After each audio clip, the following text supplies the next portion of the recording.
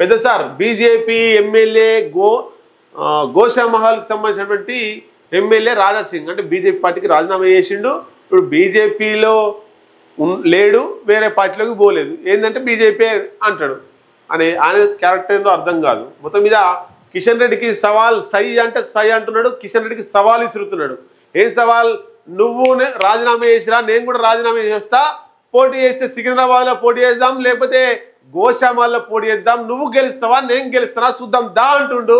తోక ముడుచుకొని కిషన్ రెడ్డి పారిపోయే పరిస్థితి వచ్చింది. కిషన్ రెడ్డి కేంద్ర మంత్రి కిషన్ రెడ్డి ఒక ఎమ్మెల్యేకి భయపడుతున్నాడు, ఆయన సవాల్ను స్వీకరించడం లేదు, ఆయన సవాల్కు స్పందించడం లేదు. అంటే రాజా సింగ్ తోటి దిక్కునే దమ్ము ధైర్యం కిషన్ రెడ్డికి లేదు అనేటువంటిది మనకు అర్థమవుతుంది.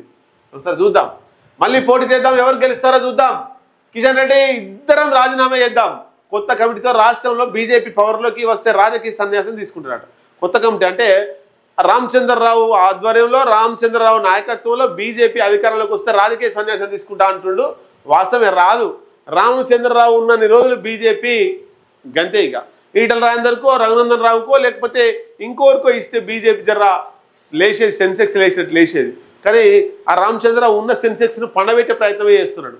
గువ్వల బాలరాజు తప్ప ఎవరు చేరే ప్రసక్తే లేదు. గువ్వల బాలరాజు కూడా ఎందుకు పోయిండో అర్థం కానటువంటి పరిస్థితి.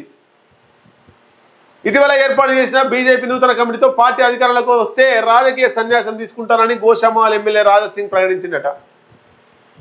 మొత్తం మీద సికింద్రాబాద్ పరిధిలో 12 మందికి పదవులు ఇచ్చారని, ఇతర ప్రాంతాల కార్యకర్తలు పార్టీకి అవసరం లేదని ప్రశ్నించారట. రాష్ట్ర కమిటీ మొన్న ఎన్నుకున్నారు కదా, ఆ రాష్ట్ర కమిటీలో గోషామహల్ సరే నన్ను అయితే పక్కకు పెట్టిర్రు, నన్ను సస్పెండ్ చేసిర్రు, నేను రాజీనామా చేసిన, ఓకే నాకు ఇవ్వకపోతే ఇవ్వకపోయిర్రు. కానీ బీజేపీ రాష్ట్ర కమిటీలో గోషామహల్కి స్థానం ఏది అని అడుగుతున్నాడు.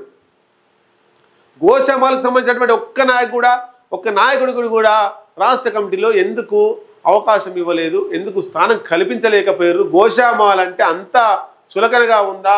కిషన్ రెడ్డి స్పందించాలని చెప్పేసి ఇద్దరం రాజీనామా చేద్దామంటారు. మరి కిషన్ రెడ్డి నిజంగా ఆయన కిషన్ రెడ్డికి నిజంగా సవాల్ స్వీకరించే దమ్ము ఉంటే ఆయన సవాల్ స్వీకరించి ఇద్దరు రాజీనామా చేసి వచ్చి ఏన్నో ఒక దగ్గర పోటీ చేసి అప్పుడు గెలిస్తే ఆ ఇద్దరిలో ఎవరో మొగ ఆయన అని మనం తెలుసుకోవచ్చు.